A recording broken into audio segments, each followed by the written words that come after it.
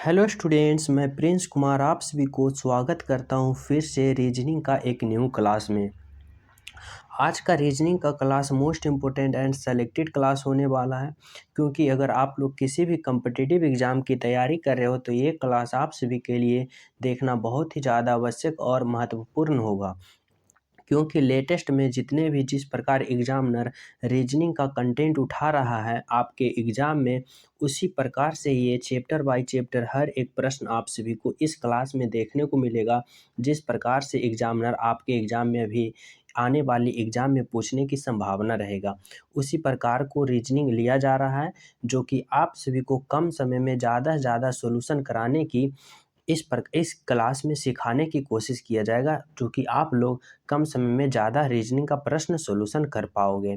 तो चलिए शुरू करते हैं। पहला प्रश्न मैं बता दूं कि जो न्यू हो, चैनल पे पहली बार हो, वीडियो को लाइक कर लेना, चैनल सब्सक्राइब कर लेना। तो चलिए देखते हैं पहला प्रश्न। अगर आप सभी के एग्जाम में ऐसा प्रश्न पूछ दे कि नीचे दिए गए प्रश्न में संबंधित संख्या को चुनिए, यानी कि 5 से किस प्रकार 30 आया है, उसी प्रकार 8 से किस प्रकार लाना है, जो अगर इस प्रकार से प्रश्न पूछे तो कैसे सोल्व करना है। तो देखो, अगर हम इस प्रश्न को 5 से 30 ले जाने के लिए 5 में अगर गुना 6 करते हैं तो 30 आता है। अगर 8 में भी गुना 6 करेंगे तो 8 चौका 48 आएगा, लेकिन ऑप्शन में हमें कहीं भी 48 नहीं आ रहा है, यानी ये मेथड बिल्कुल रॉन्ग है। तो किस प्रकार से ये प्रश्न सोल्व किया है, पहले आप लोग खुद से सोल्व करने की कोशिश कीजिएगा, फिर मैं बताऊंगा। देखो, पहला प्रश्न इस प्रकार से सॉल्यूशन किया है कि अगर 5 को हम स्क्वायर करते हैं तो 5 का स्क्वायर क्या होता है, 25 होता है। 25 होगा। अगर 25 में हम 5 को ऐड करेंगे तो फिर कितना आता है, 30 आता है। 5 का स्क्वायर किया, फिर 25 आया, फिर 25 में 5 जोड़ा, 30 आया। अगर ये मेथड इसमें लागू हो के आंसर आता है तो राइट आंसर होगा। फिर देखो, 8 का स्क्वायर करते हैं तो 8 गुने 8 मतलब 8 का स्क्वायर 8 8 64। अगर इसमें हम 5 ऐड करते हैं तो 64 प्लस 5 कितना आएगा, 64 प्लस 5 69। और ऑप्शन में 69 है तो ऑप्शन बी में 69 है, यानी कि यहाँ पर वाट के जगह पर क्या भराएगा, तो 69 भराएगा। क्या भराएगा, 69। Option number B is the right answer. समझ रहे हो, सभी विद्यार्थी समझ रहे हो इस प्रश्न को। अगला प्रश्न पर चले तो देखो अगला प्रश्न क्या है। अगला प्रश्न देखो क्या है, अगला प्रश्न का रहा है, नीचे दी गई श्रृंखला को पूरा करें। देखो, ये जो श्रृंखला है ना, इसको पूरा करना है। कैसे लाया है, 67 से कैसे 70 आया, 70 से 74 से 77, 81 84, उसके बाद ये जो खाली स्थान है, इसी श्रृंखला को पूरा करना है तो कैसे होगा, चलो देखते हैं। 67 से 70 लाने के लिए क्या किया, अगर 67 में हम 3 को ऐड करेंगे तो कितना आएगा, 70 आएगा। अगर 70 से 74 कैसे आएगा, अगर 70 में हम 4 ऐड किए तो 74 आएगा, ठीक है। उसके बाद 74 से 77 लाने के लिए क्या करेंगे, फिर से हम क्या करेंगे, 3 को ऐड करेंगे तो 77 आएगा। अब 77 से 81 लाने के लिए हमें क्या करना चाहिए, तो 77 में अगर हम 4 ऐड करेंगे तो कितना आएगा, 81 आएगा। और 81 से फिर 84 आने के लिए हमें 3 ऐड करना पड़ेगा, 81 और 3 84। तो ये देखो, इस प्रश्न में क्या चल रहा है, पहले 3 जोड़ा, फिर 4 जोड़ा, फिर 3 जोड़ा, फिर 4 जोड़ा, फिर 3 जोड़ा। तो अगला हमें क्या जोड़ना चाहिए, अगला हमें 4 जोड़ना चाहिए। तो 84 और प्लस 4 कितना होगा, 84 प्लस 4 88। तो यानी कि खाली स्थान की जगह क्या भराएगा, तो 88 भराएगा। ऑप्शन नंबर बी क्या भराएगा, option number B is the बिल्कुल राइट आंसर। समझ रहे हो। चलो अगला प्रश्न देखो क्या है। अगला प्रश्न देखो क्या कर रहा है कि नीचे दी गई अक्षर श्रृंखला को पूरा करें। ये जो नीचे अक्षर श्रृंखला है, इसको पूरा करना है। क्या है, बी से डी कैसे आया, डी से एच कैसे आया, एच से एन कैसे आया, और उसके बाद खाली स्थान है, यहाँ पे रिक्त स्थान है, इसको भरना है। अक्षर श्रृंखला को पूरा करना है, जो कि कैसे सोल्व होगा, जो आप सभी को बताना होगा। तो देखो, पहले आप लोग खुद से सोल्व करने की कोशिश करें। देखो, ये प्रश्न कैसे किया है कि अगर बी से हम डी की ओर चलते हैं, बी से डी की ओर चलते हैं, डी से एच की ओर चलते हैं, एच से एन की ओर चलते हैं और एन के बाद आगे चलेंगे। समझ रहे हो? तो इस प्रश्न में अगर पहले इस प्रश्न रहे तो आप सभी को पोजीशन याद कर लेना। देखो दो का पोजीशन, बी का पोजीशन 2 होता है। बी का पोजीशन कितना होता है? 2। फिर डी का पोजीशन 4, एच का पोजीशन 8 और एन का पोजीशन कितना होता है? 14। ये हो गया। आप सभी को ये जो पोजीशन याद कर लेना है श्रृंखला को, सभी ए से जेड तक ले, समझ रहे हो? तभी आप लोग ऐसे रीजनिंग को सिंपल से सॉल्व कर पाओगे। अब देखो कि इस श्रृंखला में क्या किया, 2 से 4 गया, फिर 4 से 8 गया, फिर 8 से कितना गया? 14 गया। यानी कि 2 से 4 जाने के लिए कितना? 2 बढ़ा। फिर 4 से 4 जाने के लिए 4 से 8 जाने के लिए कितना बढ़ा? 4 वाला। देखो यहाँ से समझना इस प्रकार से कि बी से डी जाने के लिए कितना बढ़ा? बी से डी जाने के लिए 2 बढ़ा। डी से एच जाने के लिए कितना बढ़ा? डी से एच जाने के लिए 4 बढ़ा। और एच से एन जाने के लिए कितना बढ़ा? एच से एन जाने के लिए कितना बढ़ा? तो एच से एन जाने के लिए 6 बढ़ा। समझो? तो एन से आगे क्या होगा? तो किस प्रकार से श्रृंखला चल रहा है? 2 से 4, फिर 2 हुआ, फिर 4 हुआ, फिर 6 हुआ, तो अबरी 8 बढ़ेंगे। तो एन का पोजीशन की बात करें 14 होता है। एन का पोजीशन कितना होता है? 14। और 14 से 8 स्थान और आगे बढ़ेंगे तो 14 8 कितना होगा? 22 होगा। और 22 किसका वैल्यू है? तो 22 भी का वैल्यू है। क्या? भी का। तो यानी कि यहाँ पे क्या भराएगा? यहाँ पे भराएगा भी। ऑप्शन नंबर क्या होगा? Option number B. Option number B, जो कि यहाँ पे क्या भराएगा? भी भराएगा। समझो किस प्रकार से किया? तो आप सभी को जो श्रृंखला उसका पोजीशन, यहाँ पे position A B C D का पोजीशन याद कर लेना, तभी ये इस प्रकार का रीजनिंग सिंपल से सॉल्व हो पाएगा। समझो? तो बी से डी गया 2 बढ़ा, डी से एच गया 4 बढ़ा, एच से एन गया 6 बढ़ा, अब एन से भी जाएगा 8 बढ़ेगा। मतलब कि इस प्रकार से श्रृंखला आगे चल रहा है। समझ रहे हो? चलो अगला प्रश्न देखो। अगला प्रश्न कर रहा है कि अगर CAME को इतना लिखता है तो इतना को कोड भाषा में क्या लिखेगा? देखो कोडिंग डिकोडिंग का प्रश्न में किस प्रकार से सोल्व करना है। देखो अगर ऐसा प्रश्न आ जाए तो समझना क्या है। CAMEL, इसको क्या लिखा है? MF, क्या लिखा? MFNBD, ये लिखा। तो इसको ये कैसे लिखा? देखो अगर हम यहाँ से C में +1 जोड़ेंगे तो क्या आ रहा है? C में +1 जोड़ेंगे तो देखो D आ रहा है। C में +1 जोड़े D आ रहा है, यहाँ आ रहा है।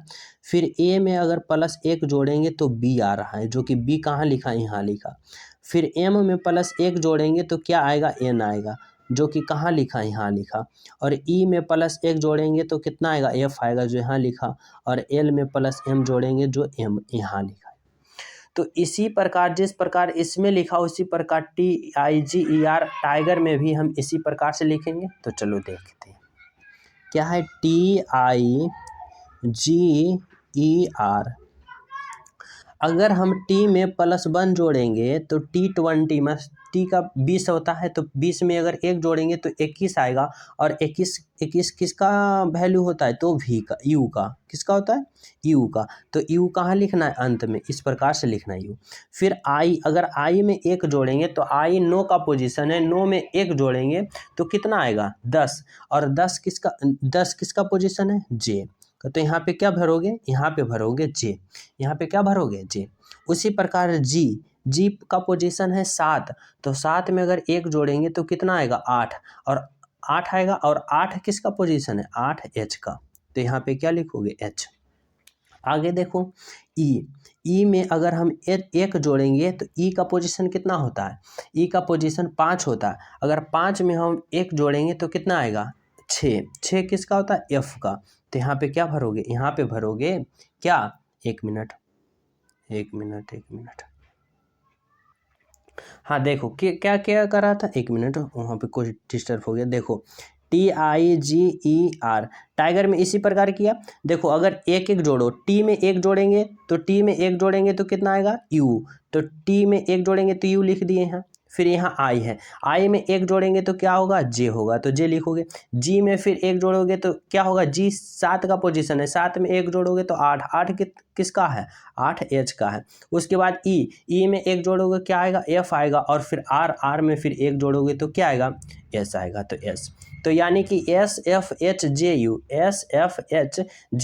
किसका कौन सा ऑप्शन में मिलता है, तो SFHJU। ऑप्शन नंबर क्या होगा, option number B is the right answer. क्या भरोगे, ऑप्शन नंबर बी। समझ रहे हो, इसमें एक एक आगे चला है और एक एक जोड़ के पीछे से इधर से लिखना स्टार्ट किया। समझ रहे हो। चलो अगला प्रश्न देखो, 5 नंबर का प्रश्न देखो। 5 नंबर का प्रश्न कर रहा है कि किस प्रकार से आकृति संबंधित है जो बताना है। प्रश्न है कि घोड़ों, स्तनपायियों और जानवरों। तो देखो सबसे पहले इसमें कॉमन कौन मिल रहा है, जानवर, तो जानवर लिख लेते हैं, ठीक है, जानवर। उसके बाद देखो घोड़ों, घोड़ा किस चीज में आता है, घोड़ा जितना भी घोड़ा होता है सब जानवर होता है, यानी जानवर के अंदर कौन आ रहा है, घोड़ा, घोड़ा आ गया। अब देखो स्तनपायियों, तो स्तनपायियों के मतलब होता है कि कुछ जानवर भी स्तनपायी होता है। स्तनपायी के मतलब नहीं कि सब जानवर ही होगा, क्या होगा, जानवर भी होता है, और क्या होता है यहाँ भी मेल फीमेल जो जीव भी होता है, मतलब कि आदमी भी होता है, और साथ में पक्षी भी होता है। तो इसका मतलब स्तनपायी भी सभी नहीं होगा, स्तनपायी कुछ स्तनपायी बाहर रहेगा। देखो अब बताना, अब समझना है कि स्तनपायी मतलब कुछ स्तनपायी जानवर भी है और कुछ स्तनपायी क्या है, घोड़ा भी, समझो। और कुछ कुछ है, पूरा स्तनपायी नहीं देना है, कुछ देना है। तो यानी कि राइट आंसर क्या होगा, ऑप्शन नंबर बी।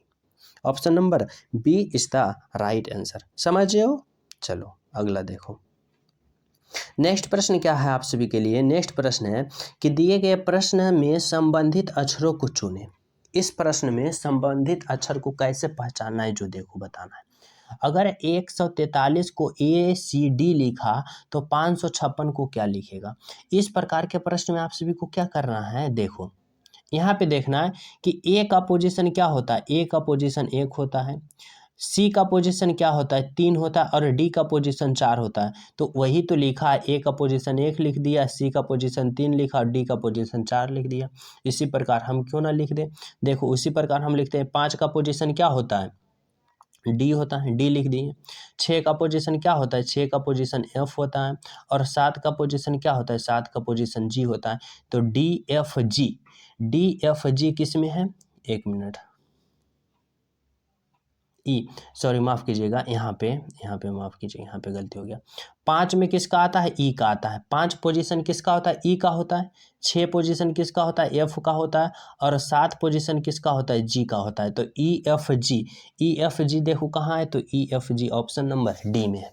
तो इस प्रकार से आप लोग क्या भरोगे, राइट आंसर क्लिक करोगे, ऑप्शन नंबर डी। समझ रहे हो क्या होगा, ऑप्शन नंबर डी। अगला प्रश्न देखो क्या है, 7 नंबर का प्रश्न कर रहा है।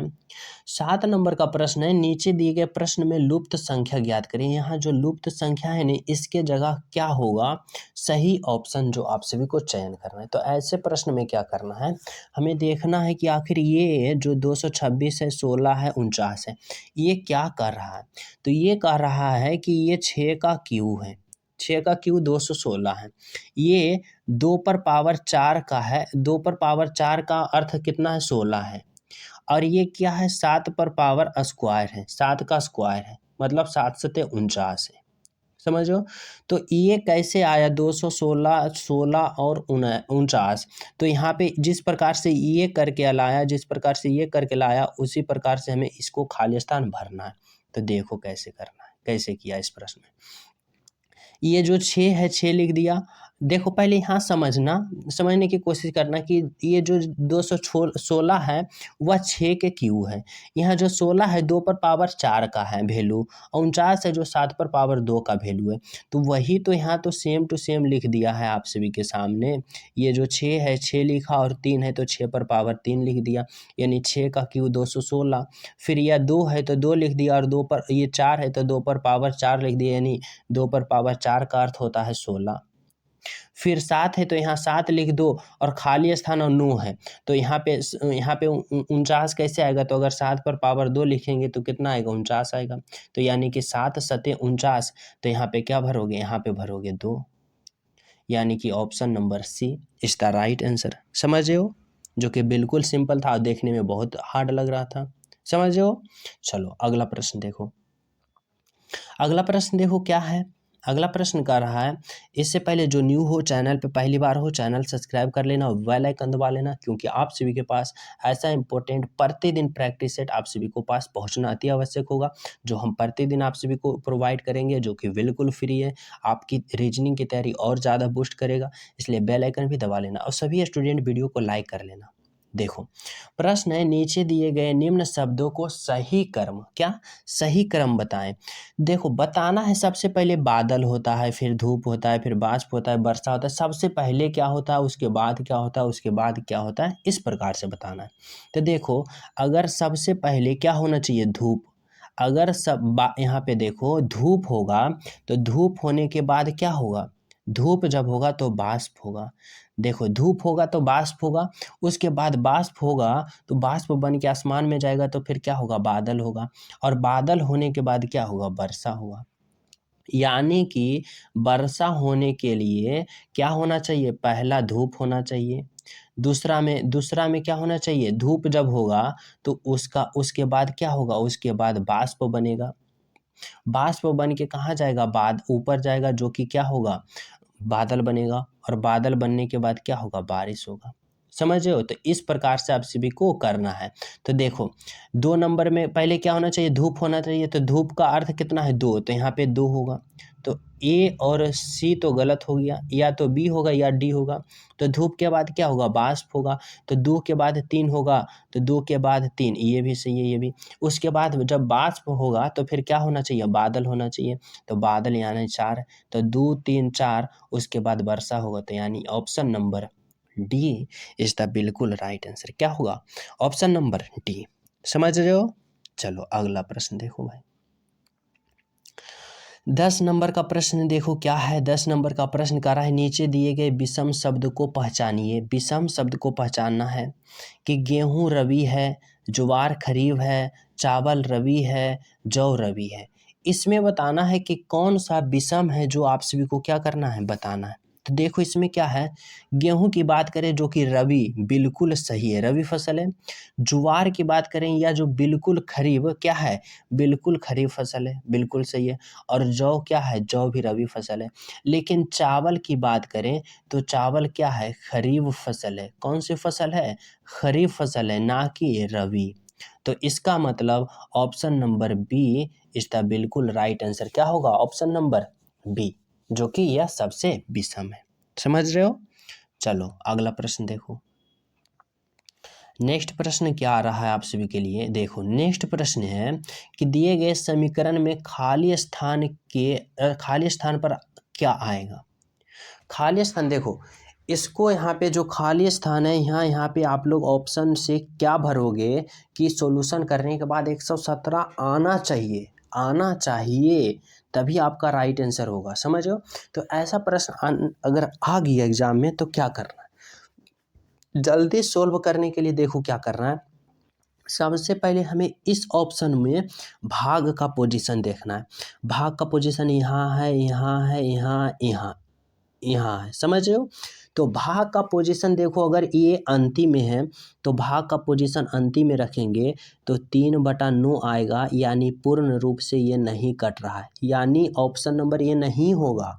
समझ रहे हो? ऑप्शन नंबर ए नहीं होगा। आगे देखो, भाग का पोजीशन अंतिम से 2 नंबर पे है, तो अंतिम से 2 नंबर यहाँ पे धरेंगे तो 6 में 3 से भाग देंगे तो 3 दूना 6, यानी 2 आ रहा है। तो चलो रख कर देखते हैं, क्या दिक्कत है? रख के देखते हैं। ऑप्शन नंबर 2 9 है, फिर 9 के जगह जोड़, फिर 11, यहाँ पे 11 होगा। उसके बाद फिर क्या है? भाग है, फिर क्या है? भाग है, उसके बाद क्या है? 6 है, 6 है। उसके बाद 1 मिनट, यहाँ पे क्या है? फिर से रखते हैं। देखो यहाँ 9 है, 9 के बाद क्या है, जोड़ है तो जोड़ रख दिए। उसके बाद 11 रखें, उसके बाद क्या है, घटाव है तो घटाव रखें। उसके बाद 6 रखें, उसके बाद भाग है तो भाग रखें। उसके बाद 3 है, उसके बाद क्या है, गुना है तो गुना रखेंगे। ये रख दिए। अब देखो इसको सोल्व करना है, तो अगर हम 6 में 3 से भाग देंगे तो 2 आएगा और फिर गुना 3 होगा। फिर यहाँ पे -11 होगा और +9 होगा। अब देखो 3 गुने 2 करेंगे तो 6 आएगा और -11 और +9 आएगा तो 20 आएगा। तो 20 में से 6 आएगा तो यानी कि 117 नहीं आएगा, यानी ऑप्शन नंबर बी भी क्या है, गलत है। आगे देखते हैं यहाँ पे ऑप्शन सी का रख के, तो सी तीसरा नंबर पर भाग है। तीसरा नंबर पर यहाँ भाग रखेंगे तो 3 दूना 6 आ रहा है। तो चलो इसको रख के देखते हैं। 9 फिर यहाँ क्या है, गुना है, फिर 11 फिर क्या है, जोड़ है, फिर 6 फिर खाली स्थान क्या है, भाग है। उसके बाद कितना है, 3 है, उसके बाद गुना है, फिर 9 है। समझो। अब 3 और 6 में 2 से भाग देंगे 2 आएगा, फिर गुना 9 आएगा, फिर प्लस जोड़ आएगा और उसके बाद 11 गुने 9 करेंगे तो 11 99 आएगा। समझो। अब करेंगे 99 और प्लस 9 दूना 18, तो 99 + 18 करेंगे तो 117 आ रहा है, यानी कि ऑप्शन नंबर सी बिल्कुल राइट होगा। क्या होगा, option number C is the बिल्कुल राइट आंसर। तो क्या मारोगे, ऑप्शन नंबर सी। समझ रहे हो। चलो अगला प्रश्न देखो। 11 नंबर का प्रश्न देखो क्या कर रहा है, कर रहा है नीचे दिए गए प्रश्न में संबंधित शब्द को चुनिए। किसान का संबंध किस प्रकार से खेत से है, उसी प्रकार चित्रकला का संबंध बताना है किससे होगा।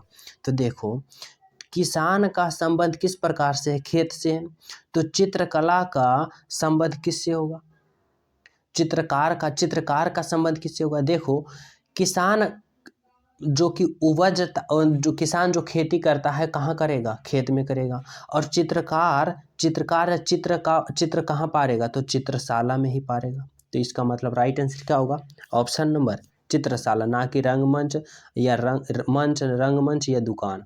क्या होगा, चित्रशाला, ऑप्शन नंबर ए। अगला प्रश्न देखो क्या है, अगला प्रश्न देखना है क्या है, 12 नंबर का प्रश्न देखो। 12 नंबर का प्रश्न कर रहा है, एक वाहक बिंदु ए से चलकर 10 किलोमीटर उत्तर की दिशा में चलता है। देखो इस प्रकार से अगर प्रश्न रहे डायरेक्शन वाली दिशा प्रश्न, तो देखो समझना, पहले एक पॉइंट समझना कि ये उत्तर है, एक मिनट, ये उत्तर है, ये दक्षिण है, ये पूर्व है और ये पश्चिम है। समझ रहे हो। देखो अब क्या कर रहा है प्रश्न, कह रहा है एक वाहन बिंदु ए से, अगर ये बिंदु को हम ए मान लिए, बिंदु ए से 10 किलोमीटर उत्तर कहाँ है, ऊपर है, कितना चला, 10 किलोमीटर ऊपर चला, मतलब उत्तर की ओर चला। फिर दाहिने मुड़ा और 15 किलोमीटर चला, दाहिने मुड़ा तो इसका मतलब दाहिने इधर मुड़ा और कितना चला, 15 किलोमीटर चला। समझो। फिर वह दाहिने मुड़कर 10 किलोमीटर चला, फिर वह दाहिने मुड़ गया और 10 किलोमीटर चला। दाहिने मुड़ गया यानी कि दक्षिण आ गया, नीचे आ गया, और कितना चला, 10 किलोमीटर चला। 10 किलोमीटर चलकर बिंदु बी पर पहुंचा, यानी बिंदु बी पर पहुंच गया। अब कह रहा है बिंदु बी पर पहुंचने के बाद वाहन प्रारंभ बिंदु से ए से कितना दूर है। प्रारंभ बिंदु यहाँ है और अंत बिंदु यहाँ है, तो प्रारंभ बिंदु से कितना दूरी पर है, तो यहाँ पे देखो कितना इसका रेंज है, तो 15 किलोमीटर, यानी कि कितना दूरी पे है, तो 15 किलोमीटर पर है। ऑप्शन नंबर क्या होगा, तो ऑप्शन नंबर ए 15 किलोमीटर होगा। Option number A is the right answer. समझ रहे हो। चलो अगला प्रश्न देखो। अगला प्रश्न क्या कर रहा है, अगला प्रश्न कर रहा है कि नीचे दिए गए आकृति में कौन सा उत्तराकृति है। उत्तराकृति को आप सभी को चुनना है। देखो प्रश्न आकृति क्या कर रहा है कि ये किस आकृति में सम्मिलित है, जो बताना है आप सभी को। तो देखो क्या किया, सबसे पहले एक गोला बनाया है, गोला के ऊपर एक त्रिभुज है और त्रिभुज में एक इस प्रकार से लकीर बना है। एक मिनट, त्रिभुज बना और त्रिभुज के साथ लकीर जो कि गोला के नीचे तक बनाया, यही तो प्रश्न है। और ये किसमें सम्मिलित है, तो ये सम्मिलित देखो इसमें तो नहीं है, काहे कि यहाँ जो गोला है वृत्त को भी काटा है, लेकिन इस वृत्त में नहीं काटा है। समझ रहे हो, ये तो कतई नहीं होगा। और ये भी तो देखो नहीं होगा क्योंकि ये डायरेक्शन टेढ़ा है, समझो। तो आखिर में आंसर क्या होगा, देखो ये वृत्त भी है, इसमें भी एक त्रिभुज बनाया है इस प्रकार से और ऐसे भी किया है, समझो।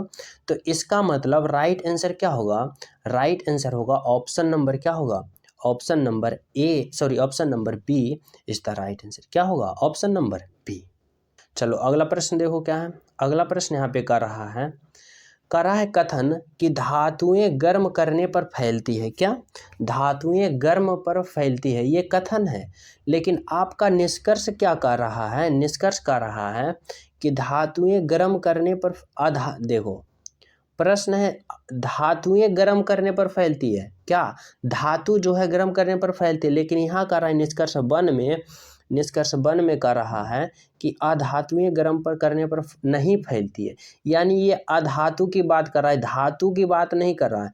आगे क्या है, सभी वस्तुएं जो गर्म करने पर फैलती है धातु होती है, ऐसा बात थोड़े ना है कि सभी वस्तु गर्म करने पर धातु होती है। यह कर रहा है सिर्फ धातु गर्म करने पर फैलती है। तो यानी कि ऑप्शन नंबर क्या, निष्कर्ष 1 और निष्कर्ष 2 दोनों क्या है, एरर है, यानी दोनों गलत है। तो यानी कि निष्कर्ष 1 और निष्कर्ष दोनों लागू नहीं होगा। समझ रहे हो प्रश्न को, क्या होगा right answer option number D, कि दोनों क्या होगा, दोनों निष्कर्ष लागू नहीं हो रहा। समझे। चलो अगला प्रश्न देखो क्या है। अगला प्रश्न कर रहा है नीचे दिए गए प्रश्न में विषम अक्षर को पहचान करना है। विषम अक्षर पहचानना है कि इसमें ऑप्शन जो चारों है इसमें 3 ऑप्शन आप सभी को सेम रहेगा, लेकिन एक अक्षर एक ऑप्शन जो आप सभी को भिन्न रहेगा और उसी भिन्न अक्षर को पहचानना है, क्या होगा राइट आंसर। तो देखो इसमें क्या किया है, पी है, पी से आर बढ़ा है यानी 2 बढ़ गया, 2 बढ़ेगा आर, फिर आर से 2 बढ़ा तो क्या आएगा, टी आएगा, और टी में फिर 2 बढ़ा तो क्या आएगा, भी आएगा। समझ हो। फिर उसी प्रकार एल में अगर हम 2 बढ़ाएंगे तो क्या आएगा, एन आएगा, फिर एन में अगर हम 2 बढ़ाएंगे तो पी आएगा, और पी में फिर हम 2 बढ़ाएंगे तो आर आएगा, आर आया। इसी प्रकार ऑप्शन सी में देखो, ए से +2 बढ़ा तो सी आया, सी से +2 बढ़ा तो ई आया, और ई में +2 बढ़ा तो क्या आएगा, जी आएगा। लेकिन ऑप्शन सी में देखो एम से एन गया यानी +1 बढ़ा, तभी ये गलत हो गया, क्योंकि ये सभी में ऑप्शन ए बी सी में 2-2 बढ़ रहा है सभी में, लेकिन एम से एन गया यानी कि ऑप्शन नंबर जो डी है, एम से एन गया क्या हुआ, +1 बढ़ा। तो यानी कि क्या है, ऑप्शन नंबर डी विषम है। समझ रहे हो, ऑप्शन नंबर डी। अगला प्रश्न देखो क्या है। अगला प्रश्न है जो कि 16 नंबर का प्रश्न ब्लड रिलेशन से है। ये आप सभी को होमवर्क के रूप में दे रहा हूँ, क्या होमवर्क के रूप में दे रहा हूँ, जो कि आप लोग सभी स्टूडेंट इस प्रश्न का राइट आंसर आप लोग कमेंट में सोल्व करके बताना। सभी विद्यार्थी का होमवर्क है, अभी तुरंत कलम उठाओ और सोल्व करो, और सभी स्टूडेंट कमेंट में जरूर बताना इसका राइट आंसर क्या होगा। समझो। और जो न्यू हो, चैनल पे पहली बार हो, चैनल सब्सक्राइब कर लेना, क्योंकि आप सभी के पास ऐसा रीजनिंग का प्रैक्टिस सेट पहुंचना अति आवश्यक होगा, जो आप सभी को रीजनिंग की लेवल को बूस्ट करेगा और आपकी सॉल्यूशन की स्पीड को और ज़्यादा हाई करेगा। समझ रहे हो। तो चैनल सब्सक्राइब कर लेना, बेल आइकन दबा लेना, वीडियो को लाइक एंड शेयर जरूर करना। मिलते हैं आप सभी को अगले प्रैक्टिस सेट में, जब तक सभी को हमारे तरफ से जय हिंद।